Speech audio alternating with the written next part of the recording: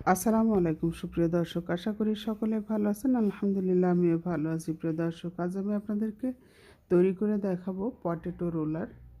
অনেক বেশি মুচমুচে এবং খেতে অসম্ভব মজার। তো চলুন কিভাবে তৈরি করেছি আপনাদের সঙ্গে শেয়ার করি।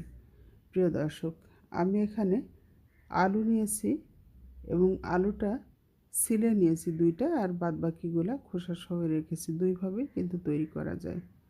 তো এখন লাগবে আমার শাসলিক কাঠি।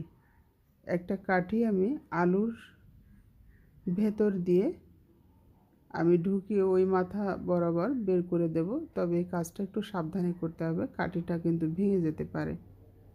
তবে ঢুকিয়ে নিয়েছি। এখন একটা চাকুর সাহায্যে ঘুরিয়ে ঘুরিয়ে কেটে নেব দর্শক। তবে এই চাকু দিয়ে এই কাজটা করতে আমার জন্য কঠিন মনে হয়েছে, সেজন্য আমি এখন বটি দিয়ে বাদবাকি কেটে নেব। তো এই যে এইভাবে ঘুরিয়ে ঘুরিয়ে বটি দিয়ে আমি কেটে নিয়েছি।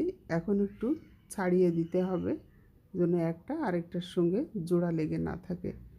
যদি একটা আরেকটার সঙ্গে জোড়া লেগে থাকে তাহলে কিন্তু যে বেটারটা মাখাতে হবে সেটা ভেতর পর্যন্ত পৌঁছাবে না এবং মুচমুচেও হবে না দর্শক। তো সেজন্যে এই প্রত্যেকটা আলুর পিস আলাদা করে নিতে হবে। এখানে আমি 3 থেকে 4 টেবিল চামচ পরিমাণ নিয়েছি ময়দা, দিয়ে দিচ্ছি কর্নফ্লাওয়ার। যদি কর্নফ্লাওয়ার আপনার কাছে না থাকে তাহলে দিবেন চালের গুঁড়া। দিয়ে দিয়েছি লবণ, দিয়ে দিয়েছি লাল মরিচের গুঁড়া 1 চা চামচ, 1 চা চামচ ধনিয়ার গুঁড়া, 1 চা চামচ জিরের গুঁড়া, দিয়েছি কালো গোলমরিচের গুঁড়া 1/2 চা চামচ থেকে কম, আর গরম মশলার গুঁড়া দিয়েছি 1/2 চা চামচ থেকেও কম। দিয়ে এখন পানি দিয়ে একটা বেটার রেডি করে নিচ্ছি। তো বেটারটা আমার রেডি করা হয়ে গেছে। চুলায় আমি একটা প্যান বসিয়ে দিয়ে দিয়েছি, আর এখানে আমি তেল দিয়ে দিয়েছি। তেলটা গরম হচ্ছে আর আমি এই বেটার চামচে করে উঠিয়ে সমস্ত আলুর ভেতর পর্যন্ত পৌঁছিয়ে দিয়েছি। আরও একটা আমি আপনাদেরকে দেখাচ্ছি।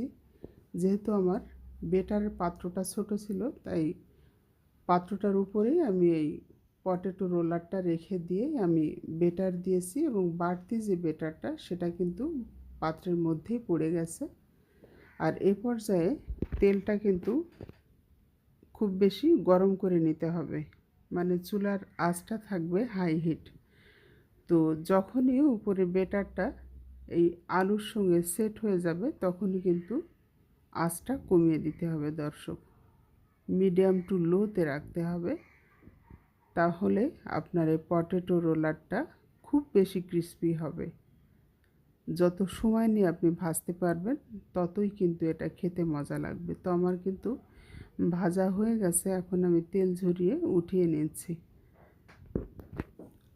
এই যে খোসা সহটার কালারটা একটু ভিন্ন হয়েছে।